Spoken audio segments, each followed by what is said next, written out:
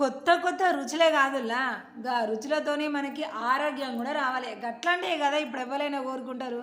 గందికనే నేను వెరైటీగా ఇడ్లీలను గట్లనే ట్రై చేసిన. అది టేస్టీ, వెరైటీ అండ్ హెల్దీ.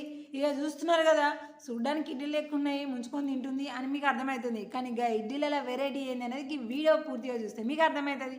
ఇక ముందుగాలైతే ఇడ్లీ రవ్వ తీసుకున్న, మంచిగా 2 కప్పులు తీసుకొని మంచిగా నానబెట్టిన.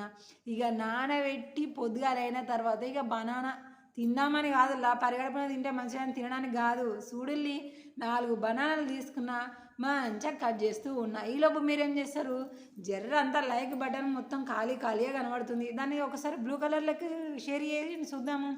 ఇక బనానాలు ఇంత బెల్లం తీసుకొని మిక్సీలో వేసిన, మూత తీసిన, కథం అంతా కూడా మిక్సీ అయిపోయింది. చూసిలే కదా, గట్లనే మీరు కూడా లైక్ బటన్ మీద క్లిక్ చేస్తే అది బ్లూ కలర్కి మారుతుంది. ఒకసారి క్లిక్ చేసి అయితే చూడండి.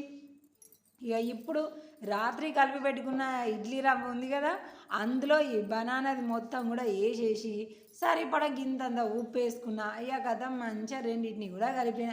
ఇక ఇట్లాంటి వెరైటీ నోటికి రుచికరమే కాకుండా ఆరోగ్యకరమైన వంటలు కూడా మీరు చూడాలి అని అంటే తప్పకుండా మీరు రెగ్యులర్గా మన అకౌంట్ని ఫాలో కావాల్సిందే.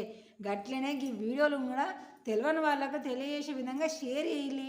ఎప్పటికీ ఒకటే తింటే ఏమన్నా మంచిగా అనిపిస్తుంది, మంచిగా అనిపించదు కదా. అందుకనే ఈ వెరైటీ ఇక కలిపి పెట్టుకొని 1 గంట సేపు అయిన తర్వాత ఇక ఇప్పుడు ఇది ఇక కథ ఇడ్లీ గిన్నెలలో కొంచెం నూనె కింద పెట్టేసి ఇక ఇది మొత్తం కూడా అందులో పెట్టేసి నిన్ననే నీళ్ళు పోసేసి పొయ్యి మీద పడేసినామా, అంతే. 10-15 నిమిషాలల్లో మన ఇడ్లీలన్నీ కూడా రెడీ అయిపోతే ఏం చక్కగా వేడే ప్లేట్లో వేసుకొని మంచిగా తినచ్చు. చూడండి, మీకోసం వెరైటీ, అలాగే అందులో కూడా ఆరోగ్యకరంగా అనిపించేటివి, పిల్లలైనా పెద్దలైనా మంచిగా కావాలి అని కోరుకునే విధంగా ఉండే ఫుడ్లు మీకోసం ఇంత కష్టపడి చూపిస్తున్నా.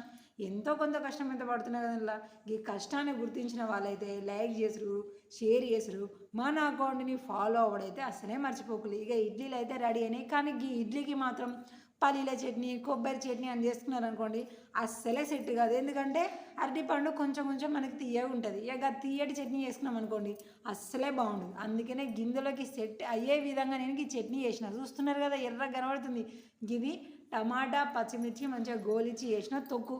ఇది ఎట్లా చేయాలో మీకు తెలియదా? ఇంతకుముందుకు వీడియోలో చెప్పిన పోయి చూసుకోవాలి. కాంబినేషన్లో మీకు ట్రై చేయాలనిపిస్తే ఖచ్చితంగా ట్రై చేయాలి.